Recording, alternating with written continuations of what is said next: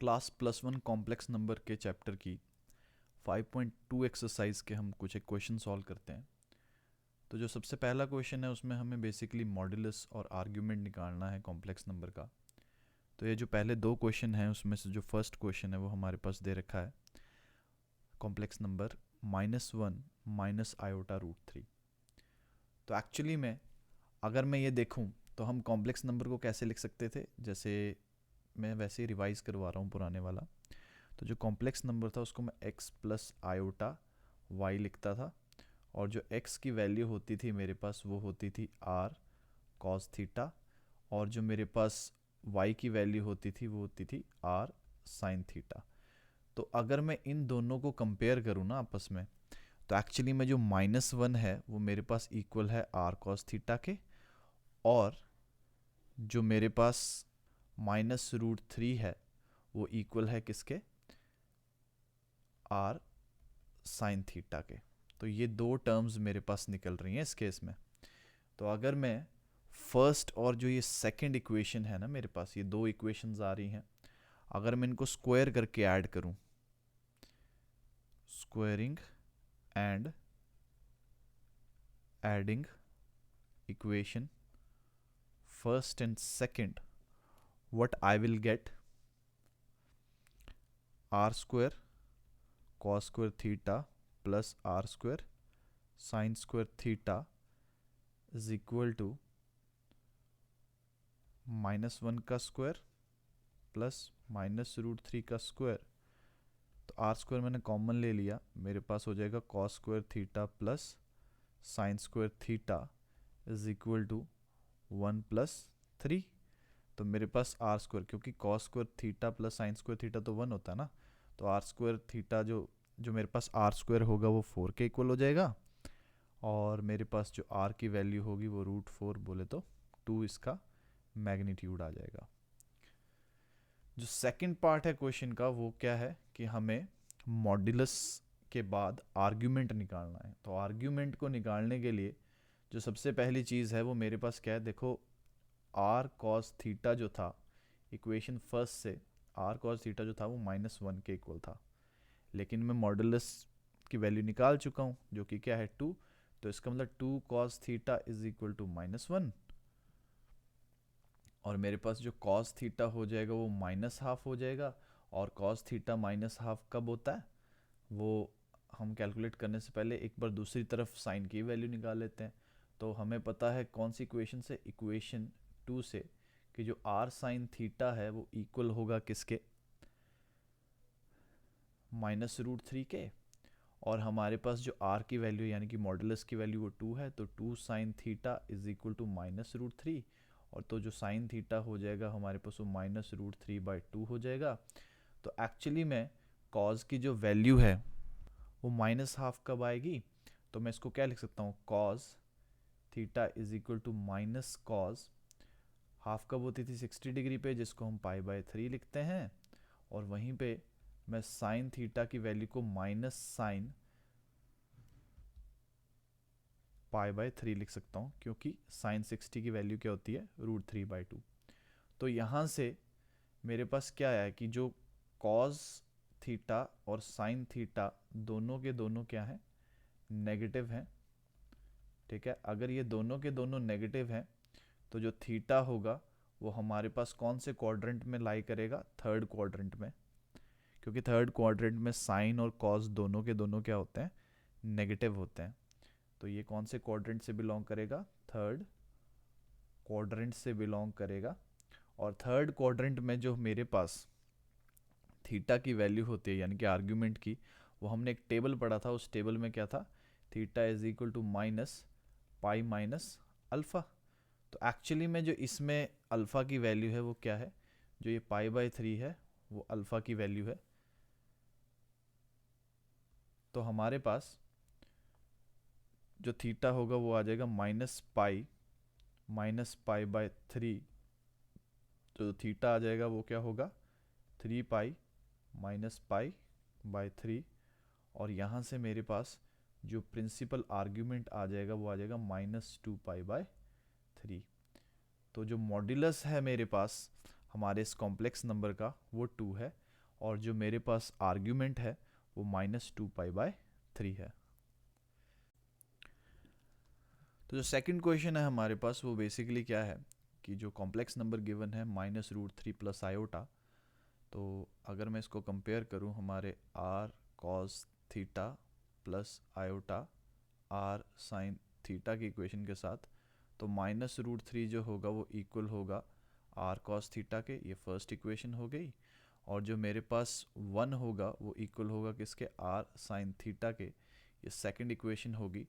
तो सेकंड और first equation को स्क्वायर एंड ऐड करूँगा मैं, तो बेसिकली मेरे पास squaring and adding first and second equation, हमारे पास क्या आ जाएगा basically r² cos² theta plus r² sin² theta is equal to 3 + 1, -√3 का स्क्वायर जो होगा वो 3 होगा और 1 का तो स्क्वायर 1 ही होता है।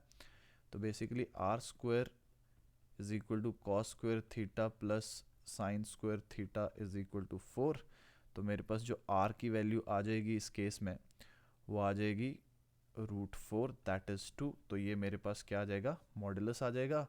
वहीं पर अगर मैं फर्स्ट और सेकंड इक्वेशन से देखूं तो इक्वेशन फर्स्ट से मेरे पास क्या आता है कि जो मेरे पास r cos थीटा था वो इक्वल था किसके, -√3 के।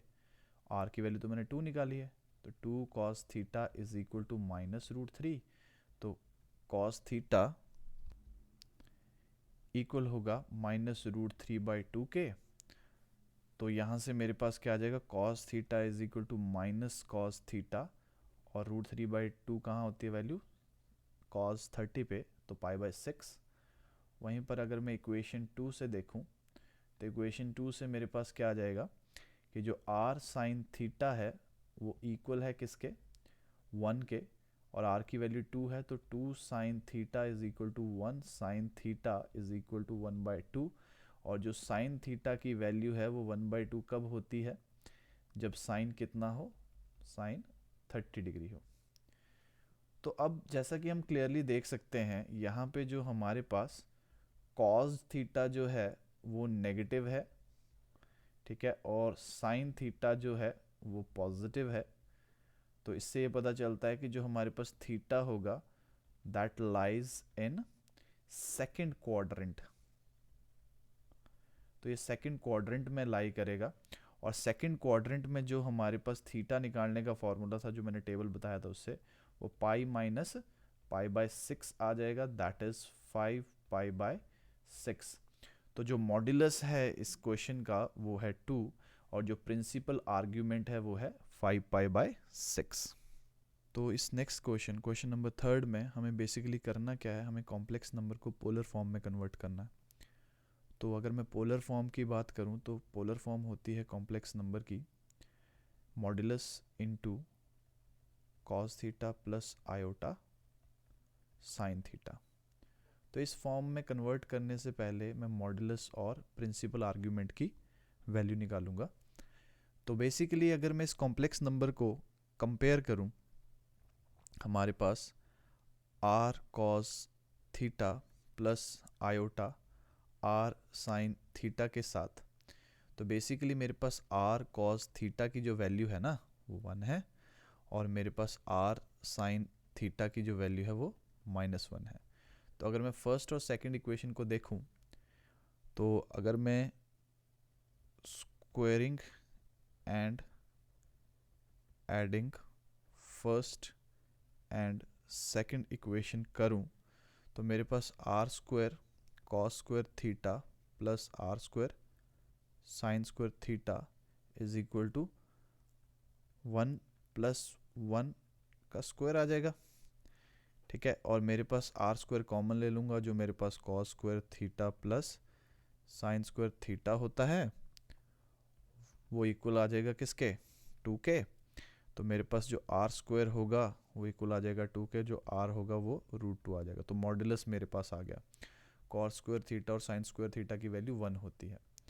अगर मेरे पास मॉड्यूलस आ गया तो उसके बाद मैं क्या करूँगा, मैं इक्वेशन को कंपेयर करूँगा। जैसे हमारी इक्वेशन फर्स्ट जो थी हमारी इक्वेशन फर्स्ट के अकॉर्डिंग जो हमारा आर कॉस थीटा था वो इक्वल था 1 के, लेकिन मैंने मॉडुलस की तो वैल्यू निकाल दी ना √2, तो √2 cos theta is equal to 1 आएगा।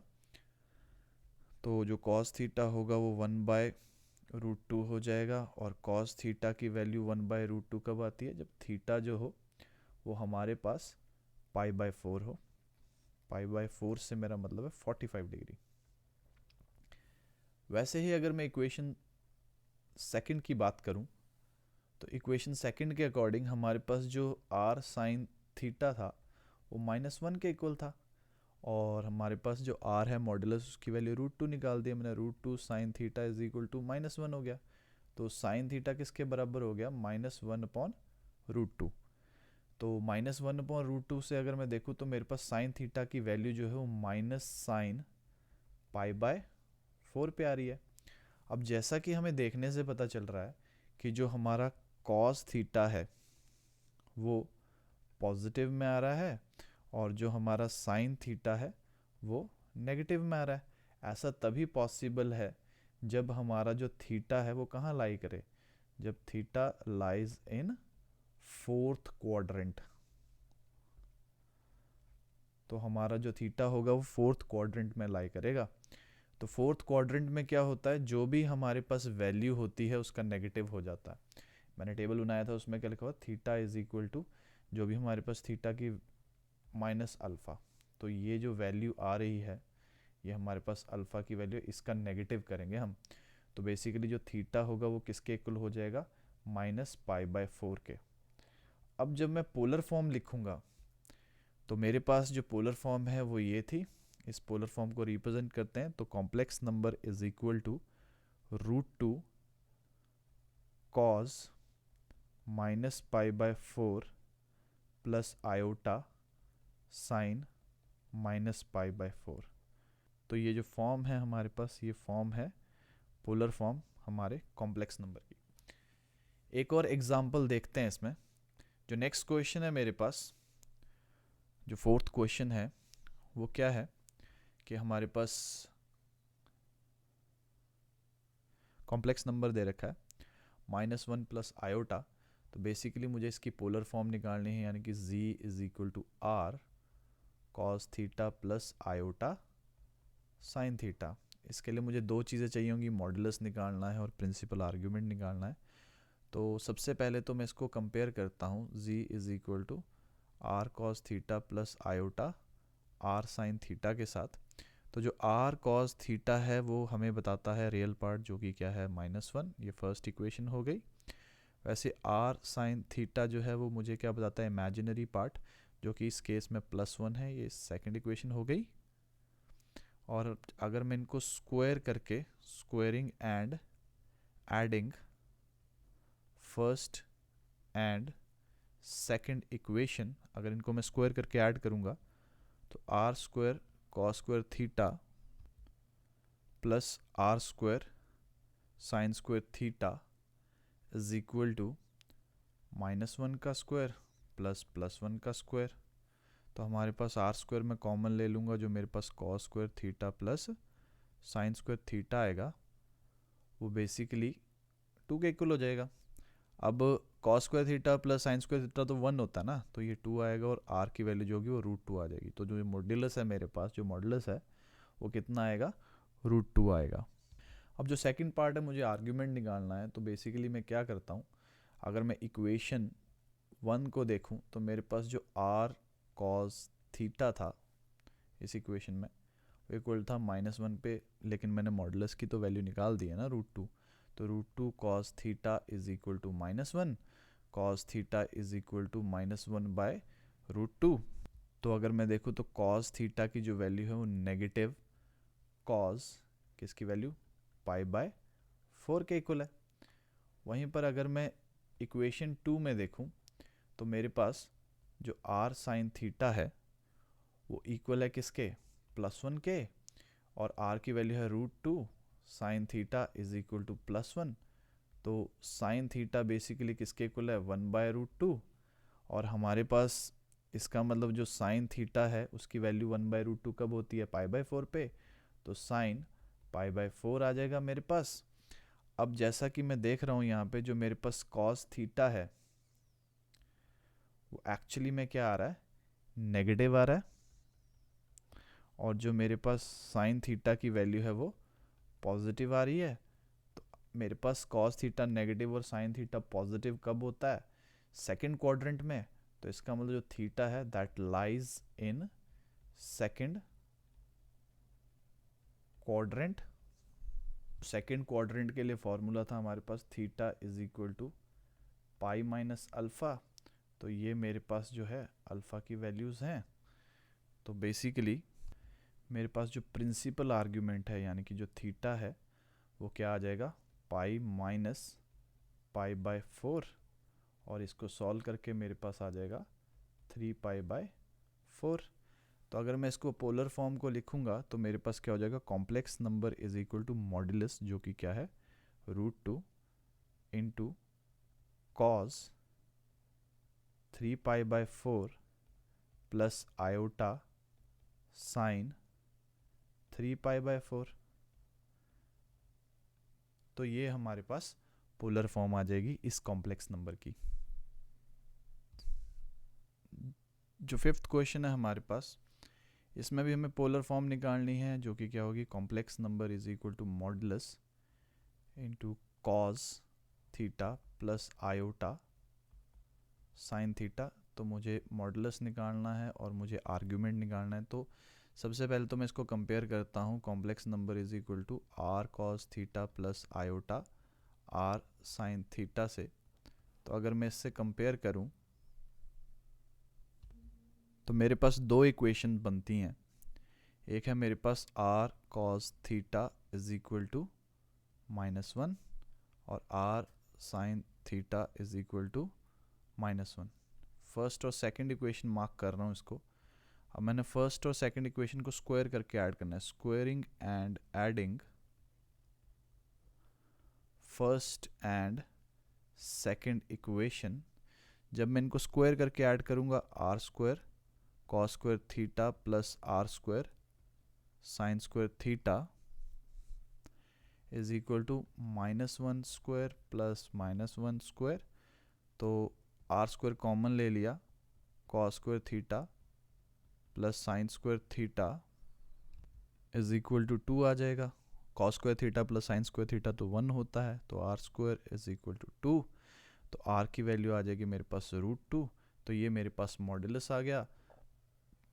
वहीं पर अगर मुझे आर्ग्यूमेंट निकालना है तो इक्वेशन फर्स्ट से अगर मैं देखूं तो मेरे पास आर कॉस थीटा जो है वो -1 के इक्वल है। जो आर की वैल्यू है मेरे पास यानी कि मॉडुलस की वैल्यू वो √2 मैंने निकाली है। तो cos theta is equal to -1, so cos theta हमारे पास आ जाएगा -1 √2। और -1 √2 की बात करूँ तो कॉस थीटा की वैल्यू नेगेटिव में आ रही है, नेगेटिव कॉस पाई बाय 4 पे होती है ये वैल्यू, यानी कि कॉस 45 पे ये वैल्यू होती है। अगर मैं इक्वेशन सेकंड इक्वेशन की बात करूँ तो जो आर साइन थीटा है that is also equal to -1। हमारे पास आर की वैल्यू मैंने √2 निकाली है, √2 sine theta is equal to -1, so sine theta is equal to -1 √2 हो जाएगा। तो जो हमारे पास साइन थीटा है वो माइनस साइन पाई बाय 4 के इक्वल आ रहा है। तो हमारे पास ये जो वैल्यू है पाई बाय 4 ये हमारे पास अल्फ़ा की वैल्यू है। अब जैसा कि मैं देख सकता हूँ यहाँ से कॉस थीटा और साइन थीटा दोनों की ही वैल्यू नेगेटिव है, और ये दोनों नेगेटिव कब होते हैं, इसका मतलब जो थीटा है वो कहाँ लाई करता है, theta lies in third quadrant. और थर्ड क्वाड्रेंट के लिए जो मेरे पास फॉर्मूला था प्रिंसिपल आर्ग्यूमेंट निकालने का वो क्या था, पाई माइनस अल्फ़ा। तो बेसिकली जो मेरे पास प्रिंसिपल आर्ग्यूमेंट होगा वो आ जाएगा पाई बाय 4। कहने का मतलब है मेरे पास आ गया -3 पाई बाय 4। तो ये मेरे पास प्रिंसिपल आर्ग्यूमेंट आ गया। अब मैं इससे अपनी पोलर फॉर्म लिख सकता हूँ। तो पोलर फॉर्म क्या होगी, complex number is equal to modulus हमारे पास √2 है into cos -3π/4 plus iota sine -3π/4। तो ये मेरे पास कॉम्प्लेक्स फॉर्म, पोलर फॉर्म आ जाएगी मेरे पास कॉम्प्लेक्स नंबर की। जो नेक्स्ट क्वेश्चन है मेरे पास वो है -3। इसको सबसे पहले तो मैं कॉम्प्लेक्स नंबर की फॉर्म में लिखता हूँ। तो z is equal to -3 plus iota 0। तो मुझे इसकी पोलर फॉर्म निकालनी है। तो सबसे पहली बात तो ये जो मेरे पास रियल पार्ट है ये किसके इक्वल होगा, r cos थीटा के, और जो इमेजिनरी पार्ट इक्वल होगा किसके, r sin थीटा के। तो मेरे पास क्या आ जाएगा, जो r cos थीटा है वो किसके इक्वल है, -3 के, ये फर्स्ट इक्वेशन। जो r sin थीटा है वो किसके इक्वल है, 0 के, ये आ गई सेकेंड इक्वेशन। अब स्क्वेयरिंग एंड एडिंग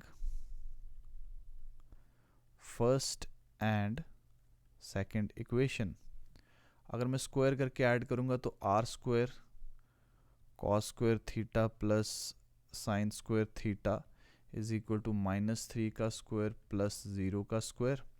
तो cos square theta plus sine square theta तो 1 होता है। तो मेरे पास r स्क्वायर जो होगा वो इक्वल हो जाएगा किसके, 9 के, और वहाँ से मेरे पास मॉडुलस आ जाएगा √9, बोले तो 3 आ जाएगा मेरे पास मॉडुलस। अब अगर मैं इक्वेशन 1 को देखूं तो r cos थीटा किसके इक्वल था, -3 के, लेकिन r की वैल्यू क्या निकाल लिया मैंने, 3। तो cos theta is equal to -3, so cos theta is equal to -1। अब मेरे पास cos थीटा की वैल्यू -1 कब होगी, जब मेरे पास जो cos होगा वो 0 होता है, यानी कि -cos 0। वहीं पर अगर मैं क्या देखूं, इक्वेशन सेकंड को देखूं तो मेरे पास जो r sin थीटा था वो किसके इक्वल था, 0 के। तो जो मेरे पास sin थीटा की वैल्यू होगी यहाँ से तो वो 0 हो जाएगी। और sin की वैल्यू 0 कब होती है, जब हमारे पास क्या होता है, sin थीटा sin 0 के इक्वल होगा। तो मेरे पास ये दो वैल्यूज़ आ जाएंगी। तो जैसा कि हमें पता चल रहा है कि जो हमारे पास cos थीटा की वैल्यू है वो नेगेटिव है और sin थीटा की वैल्यू जो है वो 0 है। ऐसा तभी पॉसिबल है जब हमारे पास जो थीटा है वो कहाँ लाई करता है, theta lies in second quadrant. अगर सेकेंड क्वाड्रेंट में थीटा के फॉर्मूला की बात करूँ तो थीटा जो था वो हमारे पास क्या था, पाई माइनस अल्फ़ा, लेकिन हमारे पास जो अल्फ़ा की वैल्यू है वो तो 0 आ रही है ना। तो इसका मतलब जो थीटा होगा वो किसके इक्वल होगा, पाई के इक्वल होगा, यानी कि हमारा प्रिंसिपल आर्ग्यूमेंट पाई आ रहा है। तो अगर मैं इसको पोलर फॉर्म में लिखूंगा तो वो कैसे आएगी, हमारा कॉम्प्लेक्स नंबर इक्वल होगा, जो मेरे पास मॉडुलस है वो 3 है, इनटू क्या हो जाएगा मेरे पास, cos pi plus iota sine pi. तो ये मेरे पास पोलर फॉर्म आ जाएगी इस कॉम्प्लेक्स नंबर की।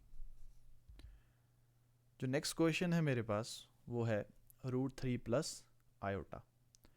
अब जो √3 प्लस आयोटा है मेरे को इसको किस में कन्वर्ट करना है, पोलर फॉर्म में। पोलर फॉर्म क्या होती है, z is equal to modulus into cos principal argument plus iota sine principal argument.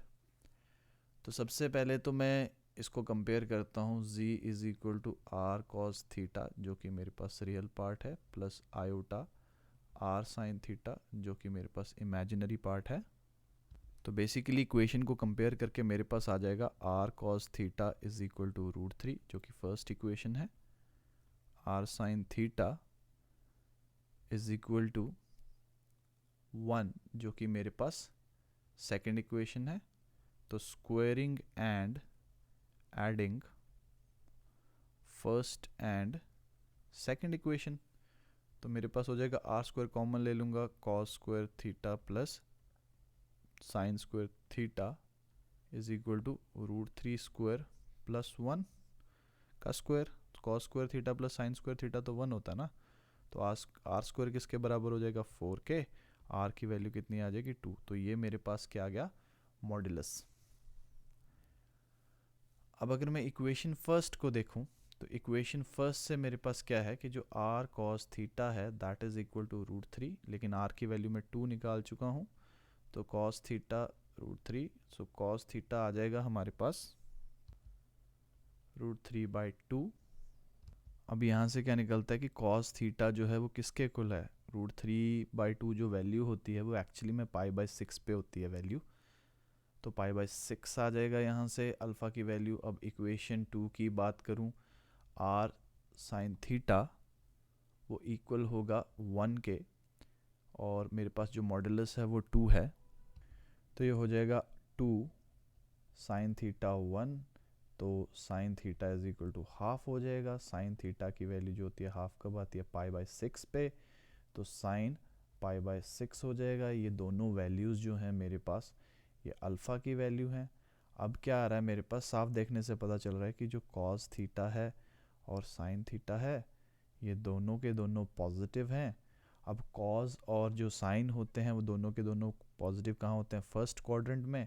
इसका मतलब जो हमारा प्रिंसिपल आर्ग्यूमेंट है लाइज इन फर्स्ट क्वाड्रेंट, और फर्स्ट क्वाड्रेंट में जो हमारे पास प्रिंसिपल आर्ग्यूमेंट की वैल्यू होती है वो इक्वल होती है अल्फ़ा के।